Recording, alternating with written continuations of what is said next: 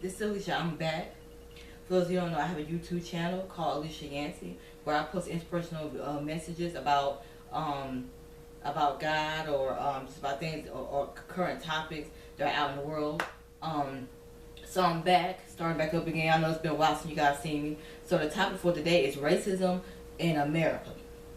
And the reason I picked that topic, something did come up, where it's really is constantly still happening, hasn't ended, it's never really stopped, especially with the election of 45. So basically, like, my thing is because I've always thought about that. I can never understand why is it or how is it that a person can have an issue with someone or not like someone or have this hatred for someone or teach their children to hate someone because of the color of their skin when that person is just like them. They bleed like you. They have two eyes like you. They have a nose like you. They have two lips like you. They have one mouth like you. They have two ears. They have two legs. They have two arms, a butt, a stomach, breast, vagina, penis, whatever. It's like we all believe the same color. So I never understood how you can hate someone because of the color of their skin. But I thought back and I realized that was ignorance, because it was that whole superior ignorance because they felt that they were always better. For some reason in their mind, they put it in their head that, they are superior or better than African Americans. You know what I'm saying? Caucasians live on this whole superior thing, this whole ranking, like who's above and who's not. It was like they had this power thing. Because if you were above someone, you feel you had the power, and then you feel that you're more deserving and you're more right to have things in this world. And that's just not the case. Everybody deserves to have what God has made for us to have. You know what I'm saying? God wants all His children to be successful. And that's another thing. We are all God's children. God loves us all. You know what I'm saying? And God doesn't operate in segregation or divide. So for you guys to sit there and have all the segregation going on and this divide and then this whole this whole issue of people riding on being riding the same bus together or at the same hotels. But yet you still go to church. Even at time you guys are going to church praising God, but you all praising the same God. Separate churches, white churches, Caucasian churches, and American churches. But you sit and say we're God's children and stuff, but yet you were not acting in the image of God's image. God created us in His image, but you choose to sit there and separate people. And God would never do that. That's not like God. Genesis 1:26-27 says God has created us in His image, which means we're supposed to behave like God. That's not God. God would never hate on someone just because of the color of their skin, or because they rather behave like this, act like this. And just sad, and then, when you see that people are coming out more in the open. We knew it was there, it was always there, just that people are more open about it now ever since number 45. People feel that, because of 45, we can do whatever we want to do now when nothing can happen to us. And then cause it's almost like going back 30, 40, 50 years where, we could, nothing applies to us. We can do what we want and we should be get away with it and you guys don't deserve respect. And that's just not the case, whatsoever. A lot of things that's really been bothering me is racial profiling. How you are profiled someone based on the color of their skin. And it's not just like someone's driving. It's not just if an African American man or African American woman is driving in a nice fancy car and is in a nice neighborhood, or if he's walking down the street in a nice neighborhood and goes towards a house, you're assuming because the African American, that can't be his house, he can't afford it, he must be breaking in. A lot of stories I've heard of people being racially profiled where a person is calling saying that, oh, I see a black man breaking in, really that's his home. Or somebody's driving, like I said, driving a car, a man or a female, African American male or female, driving a nice fancy car in the neighborhood, you're assuming they stole that car and police pulls them over. And it's not okay. This racial profile in so many ways. We deserve, and we have worked hard just as you to have things that you have. A fancy car and a nice house is not just a Caucasian. It's not only for Caucasian people. African Americans have the right to it too, and they've worked hard for it and they deserve it. So it's just upsetting when you see these things coming about. And so if a child is trying to, he's just selling water, you got a grown person now, an adult, a Caucasian woman harassing a child, because that child is African, but that's a child. You know what I'm saying? At least he's not out there in the streets. It's actually keeping him. Instead of looking at, hey, this child's out here, let me do something. Or let me buy some water, but also make a donation. Because, hey, this would keep him off the streets. But it's almost like the Caucasian society wants us to be on the streets. They want, because they don't want us to thrive. They don't want us to reproduce and stuff. And it is just sad, and just to hate someone for the color of skin, that's not God. And it's sad. It's very, very sad. Cause I just don't get or understand why you can hate someone. And then you got it where parents are teaching their kids to hate someone because of the color of their skin. And then you got African Americans raising their children to hate because of what that child's parents doing, or because of how Caucasian people are. Because it goes both ways. Because African Americans, they raise their kids to hate, oh, don't do such and because, and you're telling them about the history and past, but you weren't really there. You know what I'm saying? You're reading about it, you don't like it, so it's like, oh, don't hang with them because you don't like what their ancestors did years ago. Their parents are probably not even like that. You know what I'm saying?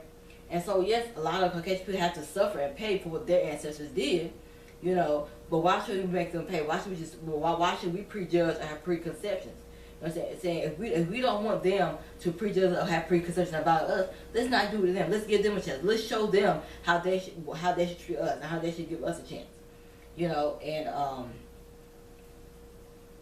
And because it's in the Bible, do to us how you want to be treated. Treat people how you want to be treated. If you want somebody to be respectful to you, you got to be respectful to them. So just be mindful of how you treat others. So we can't really be teaching on this hate. It's just not okay for no reason at all. And then we raise our kids up to hate. Because there's no reason to hate them, because that's not God. God is about love.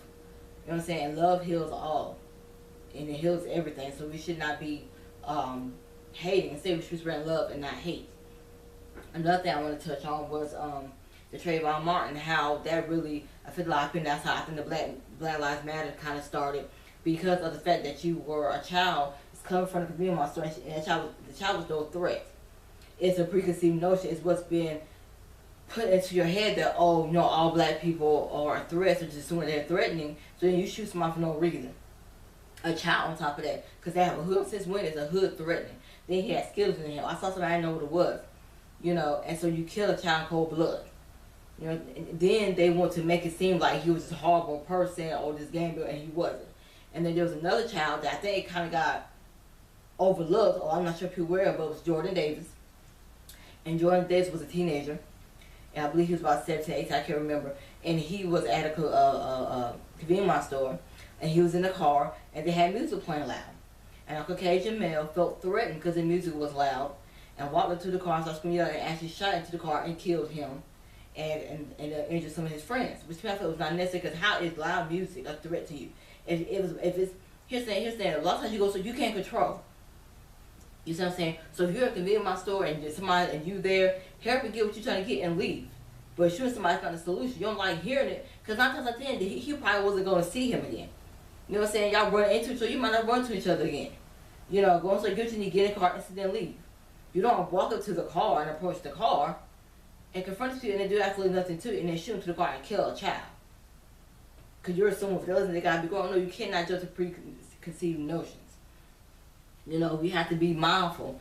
And I just want to get back to the divide thing, because I feel like as African Americans, we're responsible for the divide, because we're not showing people.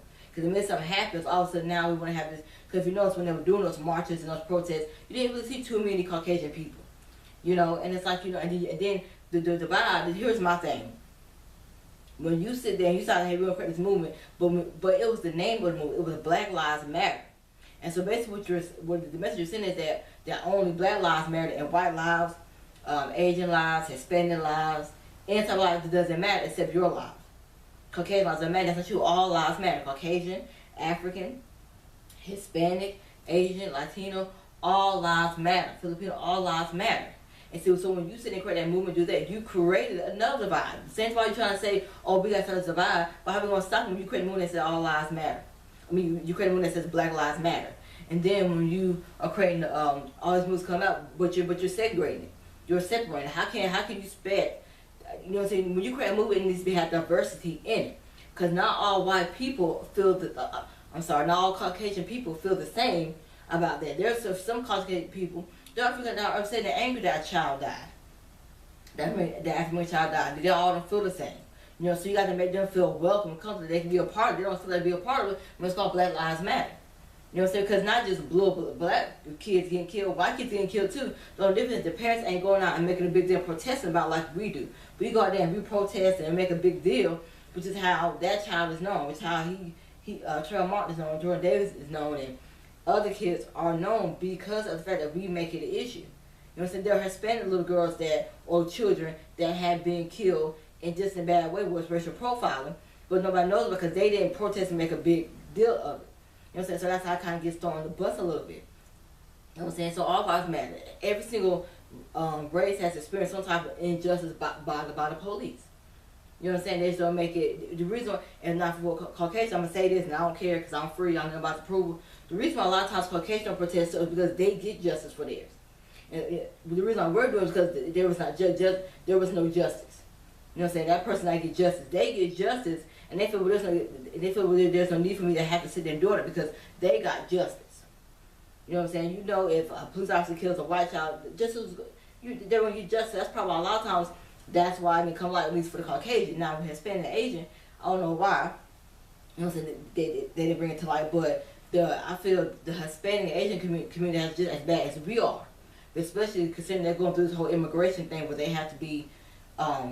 They've been the wall up and you're trying to send them out, but yet the Hispanic culture are the ones that are out there mowing our lawns, cleaning out pools, and doing everything and fixing things. Because Caucasian people, 9 times out of 10, you ever see too many Caucasian people unless they kind of in that redneck type area. You know what I'm saying? You might see a plumber, a Caucasian that's a plumber and knows how to fix up anything, but when it comes to like really fixing, like what I'm saying, you go to toilet, stuff like that. But when it comes to like, I've ever see a white man, a Caucasian man, out there mowing the lawn unless it's his lawn. But to do something, but as a job, you ever see that they might own the lawn business. You know what I'm saying? But you ever see like, because they'll hire people. Majority of workers will be Hispanic. You might see 1 or 2 African Americans. So it doesn't make sense to me to kick somebody out of a country that's living for all these years just because you don't like the fact that they're not an American. But yet they were born and their kids are citizens. Because if they were here all these years, they had their kids are legal, but because their kids they can't buy themselves, we're gonna watch them. You know what I'm saying? So it's just sad, it's heartbreaking, see all the stuff going on in this world. You know, they're doing things just because they don't like the fact that somebody's not in America, because of the color of somebody's skin. And this is the world that a lot of people feel is their best solution. Oh, you know what I'm saying? If I go to America, I get my best life here in America. You know what I'm saying? Asians, Hispanics, Latinos, a lot of them were coming because they thought that, oh, America is the best place, and I can, I'm going to build life for my family, for my kids. And instead, it's just been hell for them. And it's sad because we're not acting like, oh, we are living our lives according to man's law, not God's law. And it's causing an issue. We're living according to the flesh. We're operating through the flesh and not through the spirit. You know, and a lot of us have to operate more through the spirit. If you know something's wrong, you know what I'm saying, when you go to speak up for that person, you're not by yourself. God is right there. Don't let injustice happen, and you could have stopped it. If you said injustice is about to happen or about to, occur, and you can stop it. You know what I'm saying? You can stop it. So never ever, you know what I'm saying, because God is with you. And I just think that racism, it should not be happening. It's not okay. To hate someone because of the color of their skin, to assume that this person is a threat to you because they're a guy. Another thing I want to touch on is a lot of times as African Americans, like I said, we're responsible for some of the ways that we are seen or prejudged because with these reality shows, when you got these women, because now after a while, they're going to start feeling like African American women are a threat to them.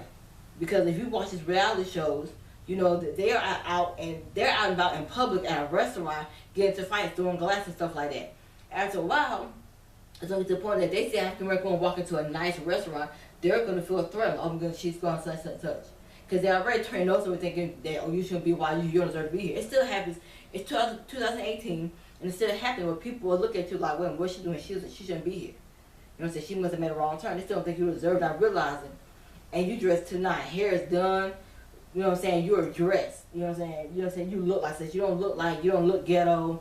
You know what I'm saying? You look like someone who has money and successful. That's not much people gonna call it that, but yet they still, okay, they still turn those up at you and feel, oh, you don't deserve to be here.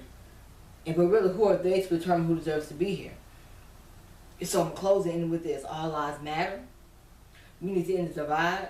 As African Americans, we're just as responsible as the Caucasians for the divide, for segregation. Because really, here it is in 2018, and we are really experiencing segregation in a way. Especially when we come up with these movies, we need to make people feel comfortable, and it needs to be a lot of things need to be more diverse. You know what I'm saying? I love the fact that my church is diverse. A lot of churches now they're being diverse. Schools are considered diverse now because you got so many people. But even like if you go to a lot of daycares, even daycares so it's not as diverse. Some are. You know what I'm saying? Because I think those are one place that kind of are not diverse. Certain ones. Some when you go in, especially the location. You know, okay, there's gonna be more Caucasian kids here than there will be African American kids, or there's gonna be more African American kids here than there will be Caucasian kids. You're never gonna find all the daycares I worked at. I've worked at. It was because the neighborhood was there. There was more African American kids. You might have one Caucasian child, you might have one Spanish child, but the majority was African American. Because where you're working, there was no diversity. They want that, they believe that, but there's no diversity. You know what I'm saying? There were no Indian children there, or no Muslim children there. You know, you might have a Muslim worker, but we really we all have to take accountability for how the world's the way it is, and when it comes to the hatred and racism and the divide and segregation, we all got to take accountability because we have to ask them, what am I doing to remove the divide altogether, or at least reduce it down? So, am I responsible? You know, ask yourself, okay, am I responsible? You know what I'm saying? Is this helping to get rid of the divide, or am I actually increasing the divide when I do this or do that or say that?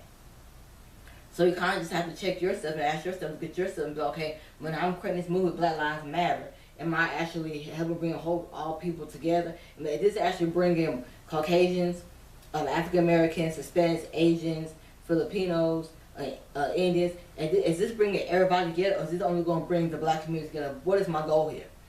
Because if my goal is to sit there and have diversity in this movie and bring all people together, maybe I should call it Black Lives Matter.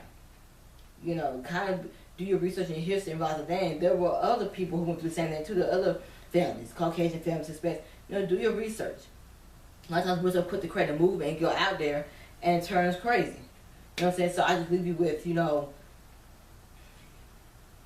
with God's mercy and God's grace.